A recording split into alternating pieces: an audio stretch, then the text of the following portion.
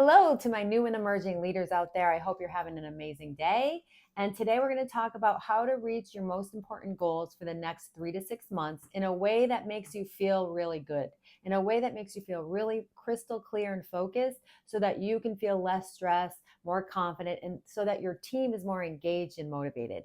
So we're going to do that by prioritizing. And everybody really knows the importance of prioritizing, but we don't always do it. So I just want to make a couple points first, though. I want to be clear that prioritizing doesn't mean you're doing less.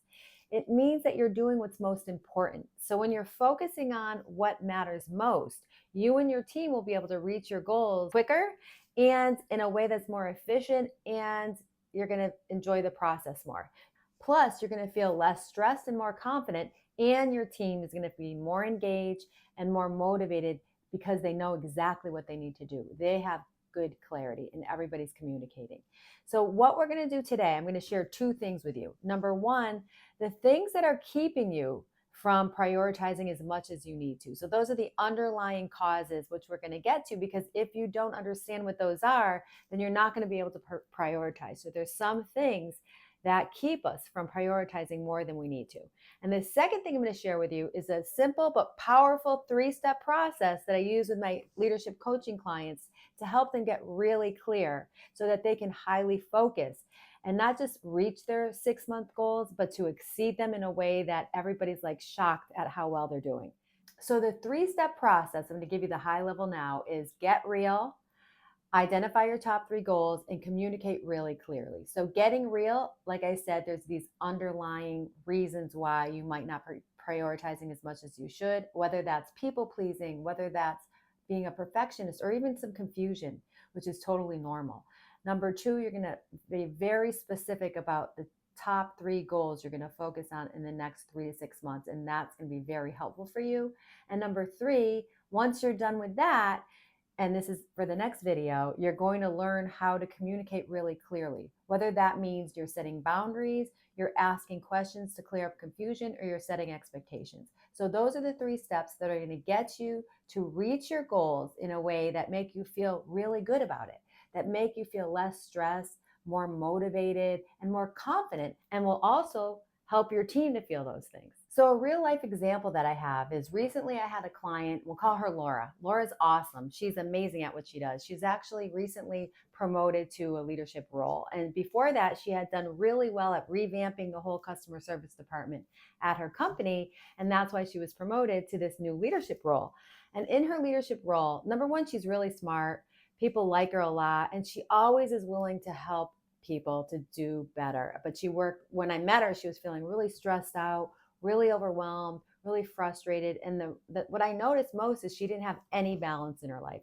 She had a young family at home, 2 young kids, a husband, and she wasn't really able to be present. And she was feeling really stressed. And the reason I was hired is her boss asked me to work with her because things were starting to fall through the cracks, even though she's really amazing at what she does. She tends to be what I call an action-oriented go-getter. So in the last video, I talked about the work styles. And if you want more information on that, I'll leave a link to the new Leader Starter Kit in the show notes, and that will help you to understand what your work style is. But the action-oriented go-getter is the type of person who just puts their nose to the grindstone, puts their head down, and gets it done.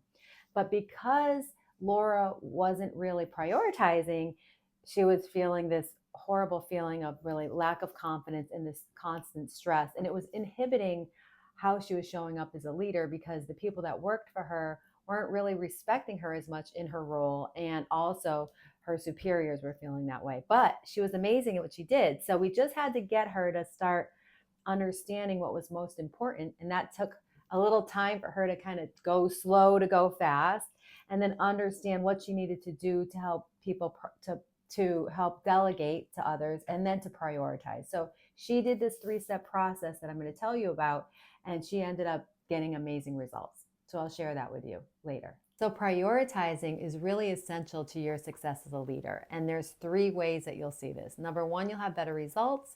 Number 2, it will help build more respect and trust from your team. And number 3, you'll have more work-life balance. So let's look at number 1, results. And I think a great way to demonstrate this is to use the example from the book Essentialism by Greg McKeown. It's a great book. If you haven't read it yet, I suggest you pick it up, especially if you're interested in learning how to prioritize and set boundaries. And I hope I can get this right, but I might take a look at my notes if I have to. But in this book, Greg McKeown talks about what he calls his paradox of success.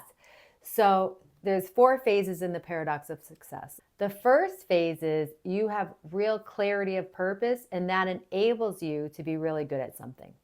The second phase is people start to see that you're really good at something. So you're given opportunities because they say, ooh, this person looks good at this. I'm going to give them opportunities to do something because they're kind of become the go-to person. So then phase 3 is you have more options and opportunities, which is really more demands on your time and energy. So what happens is that diffuses your efforts, and then you're not as focused anymore as you were. You're not really focused on that one purpose because you have all these other opportunities. So phase 4 is you become distracted from what would otherwise be your highest level of contribution, and the effect of your success has been to undermine the level of clarity that actually led to your success in the first place. So do you see how that's a paradox?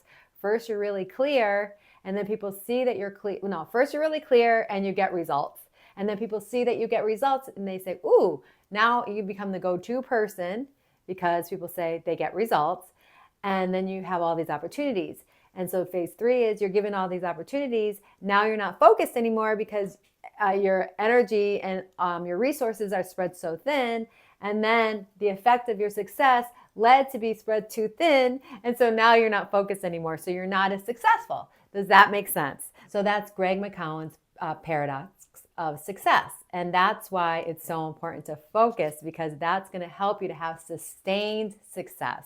So success really comes from maintaining a steady focus on what matters most. And it comes from really developing this discipline to say no to the things that aren't going to get us closer to what matters most. So the second way that prioritizing is essential to your success as a leader, like I said, was you build the respect and trust of your team. So when your team sees that you are really committed to staying the course and focusing on what matters most instead of getting sidetracked easily, you build their trust and respect. They trust your judgment, they're willing to follow your lead, and they really feel that you value their time and efforts and energy. And lastly, if you want to really be successful as a leader, you do need to have balance. I know it sounds corny. I know everybody talks about balance, and I will be the first to tell you there's really no such thing as perfect balance. Sometimes you're going to give more to work. Sometimes you're going to give more to your family, your kids, your health, whatever else that is that's important to you. But I can't tell you how many times I see people in their 30s and 40s who are just rushing through work, spending so much time focusing on what's important at work and feeling like they're not able to be present at home, or feeling like they don't have time to do the things in their life that are important to them. And I love Sheryl Sandberg. I'm not sure if you're aware of who she is. She's the COO of Facebook, and she talks a lot about how important balance has been for her to her success as a leader. So she really has, over the years, as a woman leader, even when she was in lower level leadership roles, she was very adamant about learning how to develop and set boundaries with her time, and that her time at home is important. And that is something that I want you to start to think about, because if you don't have time to unwind, if you don't have time to breathe, if you don't have time to connect with the people that matter most to you in your life, if you don't have time for exercise or just to take a moment and just not do anything, your mind is not working as efficiently as it needs to. Okay, so start prioritizing. Haha, I get it. It's not that easy. So let me talk to you about what might be standing in your way, and then talk to you about what's the first step, maybe tiny step, you need to take right now to start prioritizing, or just understanding what's most important for you. We all know that we need to prioritize. We need to focus on a few things to be successful. We need to say no, set boundaries, not take on everything. But sometimes it's just easier said than done. And the reason for that is there's these 4 underlying causes that kind of keep us from doing these things. Number one is that we have this need for approval. Even when we don't really want to admit that we have this need, it is there. I had told you several times in other videos about these three fundamental needs that we all have when we're really young. It's the need to feel safe and secure, the need to feel love or connection, and the need to feel worthy or good enough. And that's kind of where this approval comes in. And it ends up being really strong when we're in a new role. It only makes sense. It doesn't mean there's anything wrong with you. It's natural. We want people to think we're good at what we do. We want people to praise us, right, at some level, or to at least to think that we can handle what we're here, especially if we've been promoted to something. We want people to think that we could handle things. And that leads me to the second thing that could be keeping us from prioritizing, and that's people pleasing. You're probably more apt to take on too much, and you definitely are more uncomfortable saying no or setting boundaries, especially with your boss. So prioritizing and setting boundaries really go hand in hand. And in the next video, I'm going to share a really simple way to start setting boundaries. But before we get to that, we have to learn and understand what's most important first, because really prioritizing is going to be what we start with, and that's going to inform everything else you do. So you can't set boundaries unless you know what's really most important. The third thing that's standing in your way from prioritizing is FOMO, or fear of missing out. This fear can paralyze you from making decisions and lead you to taking on too many projects at once, because you fear that if you say no to something, you're going to miss an opportunity.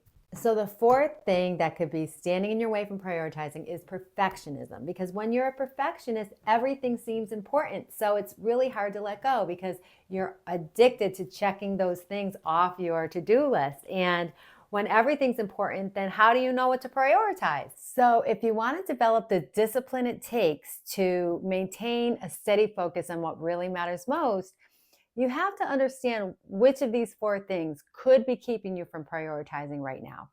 Whether it's you tend to be a people pleaser, maybe you don't want to say no or set boundaries. You tend to be a perfectionist, you like things a certain way, so you can't really say no.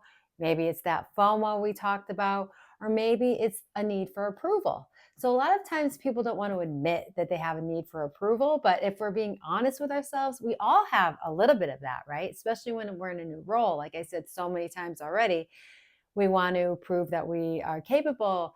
We want to be able to say yes to things and show that we can handle anything that comes our way. I told you about my client, Laura. She had a couple things that were kind of standing in her way. She had a really hard time setting boundaries, and she did have a need for approval, but not because she was some inexperienced person who had no confidence at all in herself. She was really good at what she had done for a very long time. But whenever we're in these new roles, we can sometimes second guess ourselves. I know myself in the past, I have tend to be more of a perfectionist, and I do have that need for approval as well. So it's really important, if you're going to be really successful in your role as a leader, that you get honest with yourself about the things that you're really great at, but also the things that could be holding you back from reaching your highest potential, but also from being really as successful as you can be and achieving outstanding results. If you're feeling stressed out, if you're not feeling sure of yourself, you're not feeling confident, that's going to affect your team. I want you to be successful. I want you to be the leader everyone loves. I keep telling you, and so you're less stressed and more confident. So that's why I really want you to start with what matters most. So in the beginning of the video, I told you I was going to share a process that my leadership coaching clients use to really prioritize so that they can reach their goals in a way that makes them feel really good, and that they can reach their goals quicker and more effectively. And it's pretty simple, but the power of this exercise is in its simplicity. The first thing I want you to do is take a deep breath. So you're going to take a deep breath in and take a deep breath out. And you can pause the video if you want to take a couple more of those, because I really want to get you in a state where you are able to focus and not overthink things. I'm going to do an exercise with you where we're going to tap into your subconscious mind. I'm going to ask you a question, and I want you to answer it quickly. I want you to write down the first thing that comes to mind. That's how we tap into what your heart really wants, because oftentimes we overthink things. Something comes to us and we say, no, that doesn't make sense, or that's silly. That's not really what I should be prioritizing. That is your conscious mind or your ego. And the ego often will lie to you, but your heart will always tell you the truth. So whenever you really want to know what your heart wants or what's really most important to you on a deeper level, you go with the first thing that comes to mind. So I want you to picture yourself sitting where you are right now, 6 months from today. So you could close your eyes and just picture yourself. You're sitting there 6 months from today.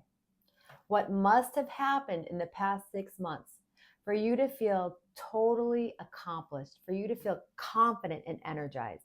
I want you to write down the first thing that comes to mind. You might be surprised at what comes up. That's what we're going to call your overarching goal. So that's the first step I have my clients take. It helps them to really get clear about the big picture and get out of the weeds. And sometimes we're really stressed out because we're not focusing on what really is most important to us. So that is important. So just kind of put that aside, write that down, put it aside. The next step is more pragmatic. I want you to purge all your responsibilities. This might take you a few minutes, but that's okay. Again, don't overthink it. Just write down everything you do at work in a typical week. Write down everything, big things, little things. And there's going to be some things on that list that you really shouldn't be doing. You probably should be maybe not even focusing on them, especially if you are a people pleaser or a perfectionist. You're probably doing more than you should. You're probably in the weeds more than you should be. So you probably should be delegating more. But we're not going to talk about that today. So what I want you to do once you purge all your responsibilities is to, with, again, I keep saying without overthinking, there's a reason, there's a method to my madness here. I want you to identify the top 3 goals for the next 3 to 6 months, even just 3 months. And I want you to circle what those 3 goals are. Those are the things that you need to focus on going forward. And then the next step, and you know what I'm going to do? I'm going to leave you a link to the new leader starter kit. It's absolutely free, and it will walk you through each of these steps, because the next step is to kind of look at how you've been spending your time and see if the things that you've been doing aligns with these 3 goals. And that's really important too, because you have to understand if you need to change the way you've been spending your time, if you need to set boundaries, if you need to delegate. And that's going to be the next step. But the first step before we do any of that, as I told you, is to really understand what's most important for you. Because like I said in the beginning of the video, prioritizing doesn't mean you do less. It means you do what's most important. I want that for you. I want you to be a leader everybody loves. But what I really want for you is for you to feel less stressed and more confident in your role. I want you to be energized and excited, because when you show up that way, your team is going to love you and they're going to be energized and excited. They're going to be engaged. They're going to be motivated. And you're just going to like work more. And they are too. So that's all I have for you today. I'm really excited to kind of move forward. Next week, we're going to talk about that third step, which is clear and concise communication. And we're going to start with setting boundaries. So I hope that helps. Thank you so much. And I hope you have a great day. I'll talk to you next week. Bye.